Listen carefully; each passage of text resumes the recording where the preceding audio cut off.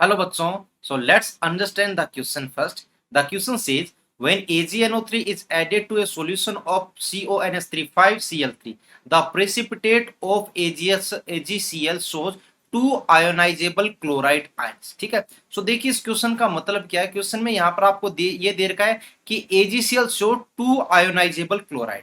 तो मतलब यहाँ पर जो AgCl का फॉर्मेशन होता है ना, तो इसके लिए वो क्लोरीन यूज होता है जो कॉम्प्लेक्स की बाहर की साइड होता है, और उस क्लोरीन को क्या बोलते हैं, आयोनाइजेबल क्लोरीन। तो हमें यह पता लगा है कि कॉम्प्लेक्स के बाहर की साइड कितने क्लोरीन है, दो क्लोरीन है। तो चलिए कॉम्प्लेक्स बनाते हैं। सो देखिए हमारा कॉम्प्लेक्स बनेगा CONS35 Cl एंड Cl2। जब ये AgNO3 के साथ रिएक्शन करेगा तो बाहर की साइड ये जो दो Cl है ना, ये क्या करेंगे, AgNO3 के साथ रिएक्शन करके AgCl की पीपीटी का फॉर्मेशन करेंगे। तो ये बात बिल्कुल क्रिस्टल क्लियर होगी कि बाहर की साइड जो दो Cl प्रेजेंट है। अब हमें बताना है प्राइमरी वैलेंसी और सेकेंडरी वैलेंसी के लिए। ठीक है, तो पहले हमें यह पता होना चाहिए कि प्राइमरी वैलेंसी और सेकेंडरी वैलेंसी है क्या। देखिए प्राइमरी वैलेंसी के लिए जनरली ये बोला जाता है कि ये क्या होती है, आयोनाइजेबल होती है। ठीक है, और इसे कहते हैं नॉन आयोनाइजेबल। क्लियर। साथ ही साथ जो प्राइमरी वैलेंसी होती है ये जनरली कॉम्प्लेक्स से बाहर की साइड होते हैं ना, उस वो इससे रिलेटेड होता है क्योंकि वही तो आयोनाइजेबल होगा। और कॉम्प्लेक्स के अंदर की साइड जो लिगेंड होते हैं वो नॉन आयोनाइजेबल रहता है, तो वो सेकेंडरी वैलेंसी के लिए रिस्पॉन्सिबल।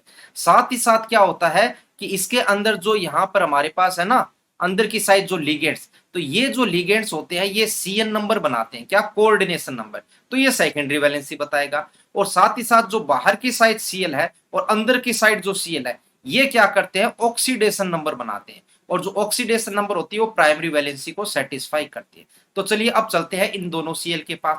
बाहर की साइड जो Cl है ये आयोनाइजेबल है, तो नो डाउट इन्हें क्या कहेंगे, प्राइमरी वैलेंसी कहेंगे। ठीक है, अंदर की साइड जो Cl है वो क्या होता है, कोऑर्डिनेशन नंबर के लिए सेटिस्फाई करवाता है, तो ये क्या हो जाएगा हमारे पास, सेकेंडरी वैलेंसी। लेकिन एक बात ध्यान रखना कि प्राइमरी वैलेंसी जो होती है वो ऑक्सीडेशन नंबर से सेटिस्फाई होती है, और अंदर वाला Cl ये भी तो एक तरीके का आयन है, तो ये क्या करता है, प्राइमरी वैलेंसी भी शो करता है। तो ये बात आप हमेशा ध्यान में रखें कि बाहर की साइड जो Cl है वो ओनली प्राइमरी वैलेंसी शो करता है, अंदर की साइड जो Cl है वो प्राइमरी वैलेंसी के साथ साथ सेकेंडरी वैलेंसी भी शो करेगी। तो अब ऑप्शंस पे चलते हैं। ऑप्शन नंबर 1 बोल रहा है two chlorine atom satisfy primary valency, एकदम सही है, हमने चेक कर लिया। And one chlorine atom satisfy primary valency as well as secondary valency, तो ये भी सही कि अंदर वाला जो Cl है वो प्राइमरी वैलेंसी भी शो कर रहा है और सेकेंडरी वैलेंसी भी। सो आगे के जो ऑप्शन है वो चेक करने की रिक्वायरमेंट नहीं है। वो क्या बोल रहे हैं, second, one chlorine atom satisfy primary valency, नहीं, गलत बात। Two chlorine atom satisfy secondary valency, ये भी 100% नहीं सही है, प्राइमरी वैलेंसी 3 है, प्राइमरी वैलेंसी ऑक्सीडेशन नंबर के इक्वल होती है। Three chlorine atom satisfy secondary valency, ये भी गलत है।